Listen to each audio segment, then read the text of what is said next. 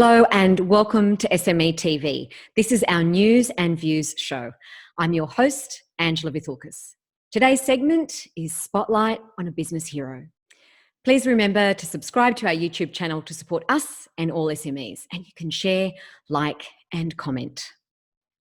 Joining me today is Debbi Weiss, designer and creative director of Dragonfly Floral Design and the ultimate in COVID-19 business heroes. Welcome, Debbi. Thank you. Thanks for having me. It's lovely to have you, and I can see those gorgeous flowers behind you. Clearly, that's your new world. What a lovely world to live in. It must smell beautiful every day for you. Smells beautiful and makes a beautiful mess. And there's always another side, isn't there? There is, yeah. The 80-20 rule. Well, that's actually not bad stats. I'd bet on anything like that. Yeah. No, it's okay. No complaints. Debbi, business heroes come in all shapes and sizes. Some of them are defined by their time in business, others by their contribution to the community, and even more are defined by their can-do attitude. When a floral apocalypse hits, who you gonna call? The answer is Debbi, obviously. But, you know, you heard and you saw a floral apocalypse about to descend. And you're a business hero in this area because you saw a challenge to your industry, you figured out a solution, you executed the idea, you ran with it, and none of it was with a motive to benefit you financially. So why don't you tell us about #LoveFeelGoodFlowers? Tell us how that all started. Looking at the Dutch market and when the flowers collapsed there, tell us what inspired you. Okay, so going back to sort of the end of February, beginning of March, we were seeing in Europe the collapse of all the flower markets, all the events were closing down, no weddings, all the restaurants closing down, etc. And I kind of had a feeling like, well, this is going to be coming our way. So I approached a few of the growers back at the markets, sort of at the end of March time, and we made a plan to collect up any flowers that would be left unsold on the market floor. At the end of the first week that the markets were shut down and all the weddings and events were cancelled. So there was a huge number of flowers just not sold. I'm going to jump in there very quickly just to paint that picture, because it seems it's just a sentence when you say all the events were cancelled. But we are talking about sometimes the most major event in a young person's life, or maybe not so young. They've planned the wedding for years, maybe ahead. They've Correct. already paid the deposit or maybe the whole amount on the cost of the flowers. That's already all been organised. Florist business owners like yourself, you may have ordered things from overseas to be flown in, and literally overnight, every single thing, any type of event, whether it's a wedding or any other corporate event or a launch, everything was cancelled literally, where suddenly, what would there have been? Hundreds of tons of flowers all around the world going to waste. Exactly. Mountains of it, literally. We can't even imagine how much that would look like. Exactly. Right. I mean, I do know some wedding vendors, some florists who had the flowers ordered, paid, and they had arrived. So unfortunately, the families had to basically cop that, because what are you going to do with all those flowers and take them? So, if you've had these elaborate table decorations and beautiful church decorations, we digress there because maybe that's a girl thing, but this is a cancellation of an order that physically represents a huge space. Correct. So it's a very big volume of flowers. I mean, if I extrapolate it out, say on my average wedding, personally, say our average wedding budget for flowers is around about 5,000 to 7,000. I don't do massive mega weddings, but you times that out by 150 wedding and event florists in Sydney.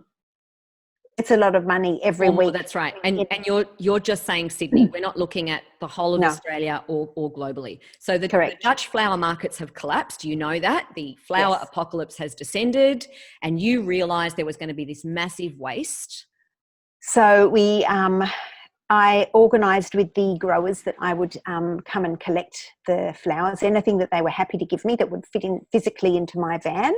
And I'll take those and get them out and about around Sydney, cheer people up. Everybody at the time was feeling very uncertain, anxious, worried. We kind of didn't know what was coming our way because it was the beginning of everything. Or how long. Or how long. And so we in the couple of days that I had between talking to the growers and actually collecting the flowers in the buckets, I basically co-opted a few colleagues in the wedding space to come and help me with it. And we all turned up to the market on the Friday. We collected everything. We divided it all up and then went back to our own studios because we weren't allowed to work together. We weren't allowed to work at the markets together. We had to go in our own isolated spaces, and we bundled up the flowers with this little tag that I had designed, and I had it printed. I had 400 tags printed, and I shared them out with all the other girls and guys, and we got the flowers out. So some of the designers delivered to hospitals, nursing homes, palliative care, childcare centres. We also delivered to COVID-19 testing units and also some cafes. I live in the Bondi area, so I know that a lot of the cafes around were sort of closed for business and it was really affecting them. But people could stop by and pick up their coffees or breakfast. So I just dropped buckets of flowers over there, nicely wrapped with the little tag. Every tag, I'll show you. I've got one here. Here's one you prepared earlier. Yeah, so it's gorgeous. So there's a little tag and it says, flowers bring magic and beauty and, connect us with nature and make us feel happy and give us smiles. And that was what it was about. But just a simple message. But Debbie, this was what you saw as a short-term solution because you still weren't looking very long-term. And at that point, it was just to get rid of some of the flowers that had obviously nowhere to go, that had already been considered and brought forward, whether it's at the markets or they were ordered. Correct. But you suddenly realised from doing this one thing how much you made people feel good, taking a twist on your pun there, but you suddenly realised that there was so much good that could come about, that little tiny ray of spotlight, again, playing a pun on what we're talking about here, spotlight on a business hero, but you took it to that next step. And then you said, well, not just this short-term, tonnage of flowers, not just this short-term, let's pick it up and see how much feel good can we deliver to lots of places. So then you took it that next step, right? You worked out you had to fund this. Correct, because I felt like the first round was great. We actually managed to get the flowers from the growers and it didn't cost us anything, but actually it did cost them something. So it cost a lot of money to grow the flowers. And I decided if I could get some money in to pay the growers for what was going to be probably at least a month or two worth of flowers that are not going to be going out to weddings and events, but they are being grown and they're being cut and they're brought to the markets and no one's buying them. Yeah.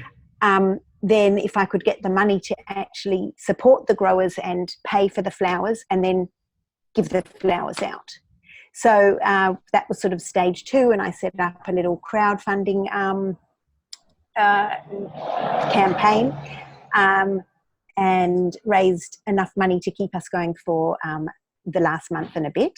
And a lot of the people who jumped on board as well were doing it out of their own pocket. So if they had orders, they had little spare broken flowers or bits and pieces, they'd wrap them up, put the tag on, take them out and about. So, it's also spread all over the world. So we've got the hashtag of Love Feel Good Flowers, and that has...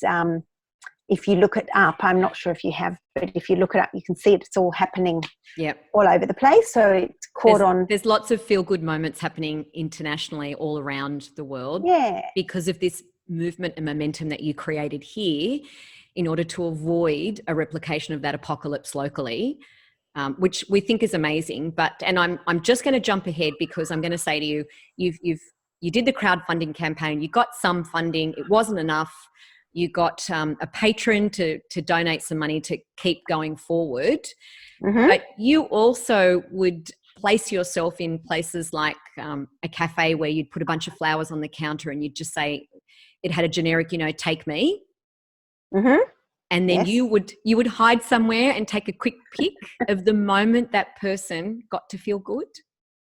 Yes. So it's been very interesting because there's been a kind of ripple effect. There's been added things that have happened out of this that I didn't really bargain on happening when we first started. So yes, the joy that I've actually got personally from kind of hiding in the corner, as you said, and watching people see a bunch of flowers that says, take me home. It's just, we're here to make you feel good. We know that you're not, times are tough at the moment, and take me home to enjoy. And flowers bring smiles and bring joy. And they've just, people are so amazed at actually getting something so small and so simple and so basic, but it's really unexpected, made their though. day. Yeah, and given with the purest of intentions. I mean, who doesn't want a secret admirer anyway, giving you flowers?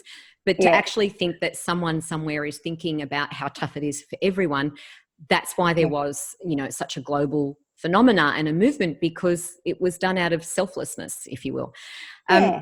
We need to tell everybody, though, that while you are a driving force creatively with flowers, and particular Dragonfly, your brand and your business, you weren't always a florist, Debbi. No, I was a music teacher in a past life. I mean, do you stop being a music teacher? No, not really. Not really. You don't have grandkids yet, but I'm imagining that when they do come along, you'll be the first one saying, oh, I can't wait to get you on the piano.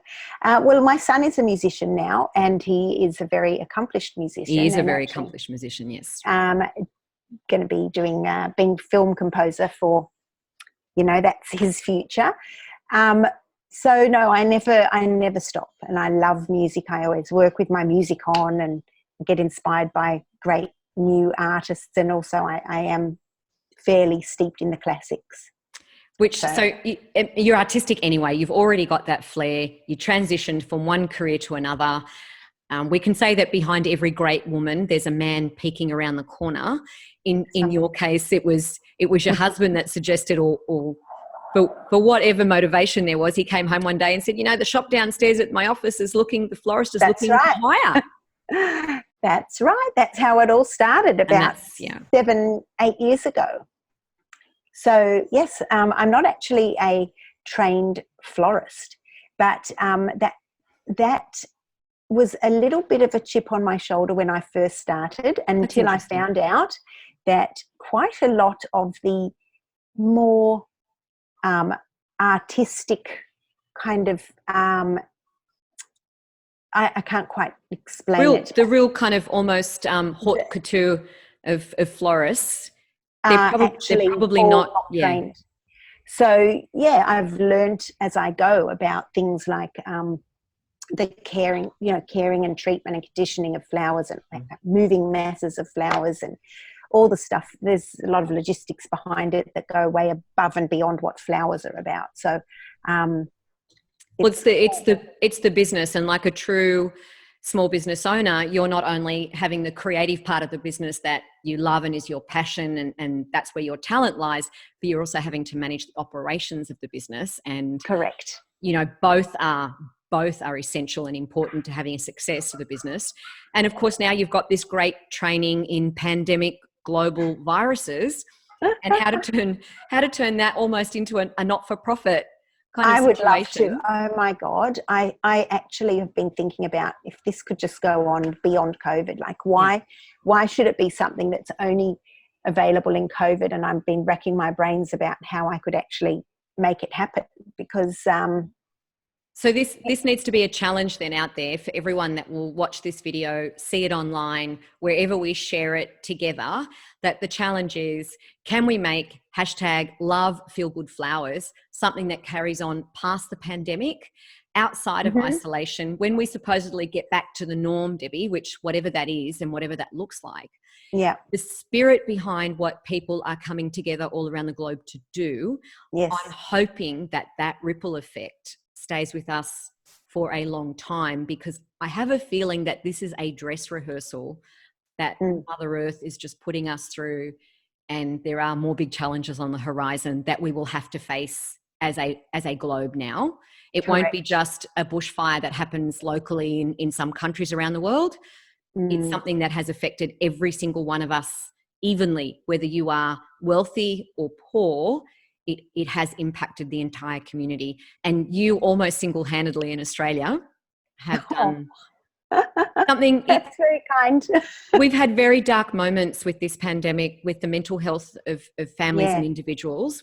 We have, and we're coming to see that more as a community, how deep that has been. And anything that makes anyone feel good, especially a flower or a bunch of flowers, and the spirit that it's given, it makes all the difference. It absolutely does. Yeah. And the other side of it is also that we have amazing farmers, amazing growers, amazing, people who devote their life, and they're living on the land and producing this incredible product that we have. I mean, it's the food chain of the flower chain, right? It starts from.